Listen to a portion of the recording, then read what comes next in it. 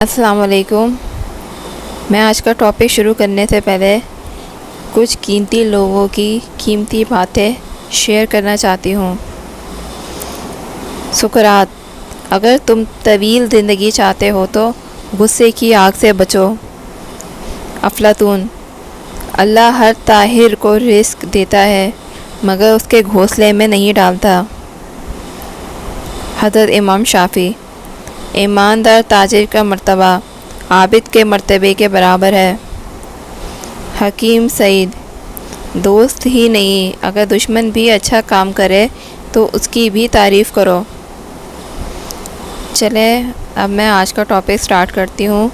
میرا آج کا ٹاپک جو ہے وہ بکرات کے بارے میں ہے کہ آخر یہ بکرات کون تھا، اس کا نام آج تک کیوں مشہور ہے، اتنے ایسی کیا کیا خدمات سر انجام دی تھیں جس کی وجہ سے اس کو آج بھی یاد رکھا جاتا ہے۔ بکرات کی جو ہے وہ کچھ خدمات ہیں جو میں آپ لوگوں کے سامنے پیش کر رہی ہوں۔ یہ مکمل معلومات تو نہیں ہے لیکن جو ہے وہ کچھ حد تک آپ کو اس کے بارے میں کافی معلومات ہو جائیں گی بکرات کے بارے میں۔ حکیم بکرات: یونان کے بہت بڑے طبیب دو ہیں، ایک بکرات اور دوسرا جالینوس۔ بکرات کو طب کا باپ کہا جاتا ہے۔ ان کی پیدائش اور موت کے صحیح سال تو نہیں معلوم لیکن اندازے سے یہ کہا جا سکتا ہے کہ وہ 460 قبل مسیح میں پیدا ہوئے اور 83 برس کی عمر میں 377 قبل مسیح میں وفات پا گئے۔ ان کی زندگی کے حالات پوری طرح معلوم نہیں۔ معلوم ہوا ہے کہ حکیم بکرات بہترین کردار کے مالک تھے، کم بولتے تھے اور ہر وقت سوچتے رہتے تھے۔ انہوں نے طب کے کئی اصول مقرر کیے۔ مثال کے طور پر انہوں نے کہا کہ اگر آنکھوں کی بینائی کو نقصان پہنچاتی ہیں تو 4 چیزیں ہیں، اور وہ 4 چیزیں کیا ہیں؟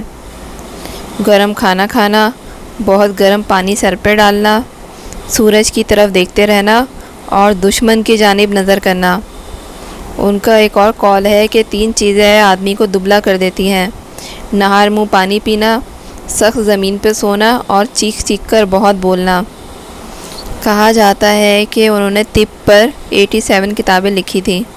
انہوں نے طب کو عزت والا پیشہ بنانے کے لیے یہ ضروری سمجھا کہ طبیب دیانتدار ہو، لالچی نہ ہو اور سچے دل سے مریض سے ہمدردی کرے۔ انہوں نے ساری عمر خود بھی ان باتوں پر عمل کیا اور دوسروں کو بھی سکھایا۔ ان کا جو سب سے بڑا کارنامہ جو ہے وہ اب تک زندہ ہے، وہ یہ ہے کہ جب کوئی شخص طب کا پیشہ اختیار کرے تو وہ ایک قسم کھائے کہ وہ سچے دل سے مریض کا علاج کرے گا، لالچ نہیں کرے گا۔ اس عہد کو حلف بکرات کہتے ہیں۔ دنیا بھر میں جو کوئی حکیم یا ڈاکٹر تعلیم حاصل کر لیتا ہے وہ حلف بکرات اٹھاتا ہے اور ساری زندگی حلف کی پابندی کرنے کا عہد کرتا ہے۔ افسوس کی بات تو یہ ہے کہ حکیم بکرات کی لکھی ہوئی کتابیں ضائع ہو گئی ہیں اور اب جو ملتی ہیں ان کے بارے میں یہ یقین سے نہیں کہا جا سکتا کہ حکیم بکرات نے ہی لکھی ہیں۔ چلے میرا آج کا ٹاپک حکیم بکرات کے بارے میں جو تھا وہ ختم ہوتا ہے۔ اب میں اجازت چاہتی ہوں۔ اللہ حافظ۔